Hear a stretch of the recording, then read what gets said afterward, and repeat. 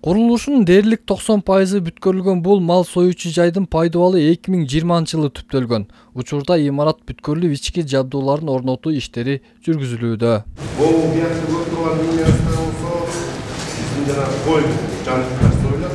Ишкана күнүнө 30 боодо мал, 120дан 150ге чейин майда жандыкты союуга ылайыкташтырылган. Мындан сырткары бул жерден чийки этти кайра иштетүү да каралган.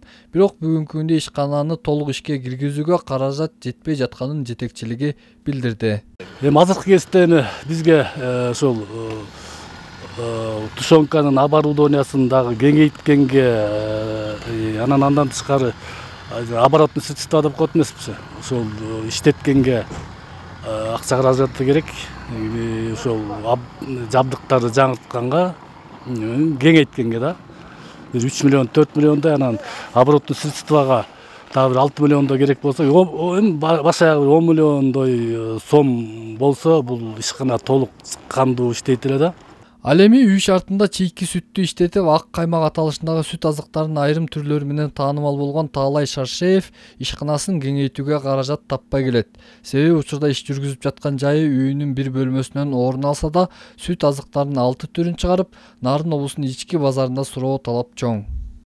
Уже Бишкекке суроо талап болуп атат, ошол жака чыгарыш керек болуп атат. Ошон үчүн биз бул цех падышлап атат да.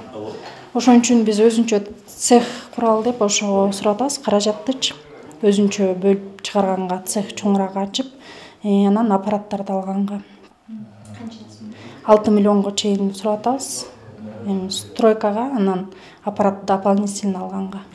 Ушул эле райондогу ат башы сүт заводу да каржылык колдоого муктаж. Себеби завод күнүнө 5 тоннадан ашык сүттү иштетүүгө мүмкүнчүлүгү болгондуктан мезгилдүү гана убакыт иштеп, кыш айларында иши токтоп калат. Буга байланыштуу заводдун жетекчилиги өздөрү чийки сүттү өндүрүү үчүн бардык шарты менен 260 уйга ылайыкталган ферма курган. Бүгүнкү күндө анда мобилияр тукумундагы 70 уй, 40 торпок багылууда. Бирок фермадагы уйлардын санын дагы да көбөйтүп, чийки сүттүн көлөмүн арттыруу үчүн 40 миллион сом каражат жетпей жатыптыр. Көйгөйсү ошол, дагы уйлардын санын көбөйткөнгө, дагы асыл тукум, Европадан дагы асыл тукум уйларды алып келмекпиз. Андан сырткары өзүбүздүн элден 18 айылдан сүт алып атабыз. Ошолорду сүттүн көлөмүн көбөйтүп алганга, заводду толук кубаттуулугу менен иштеткөнгө каражат жетишсиз болуп атат. Ошого каражат сурап атабыз. Мына ушу ишканалардын иши менен Дубан башчы Алтынбек Эргешов жеринен таанышып чыкты. Анда ал айрымдарына каржылык колдоо болорун билдирди. Анан өкмөт ушундай мүмкүнчүлүк берип атат, биз ошону пайдаланышыбыз керек да. Акчаны беребиз, сапаттуу долбоорлорду алып келгиле деп атат. Мен ушул интервью менен деле пайдаланып, ишкерлерге, элге кайрылат элем.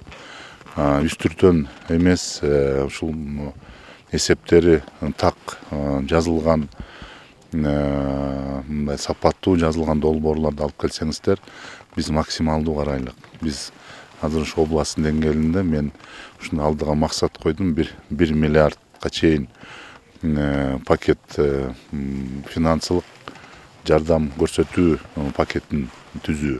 Анан өкмөткө беребиз.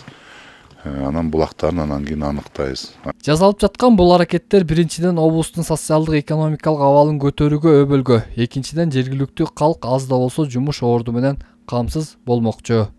Эсенбек Сталбек уулу, Айдын Төлөбек уулу, Өлкөдеми, Ат башы району.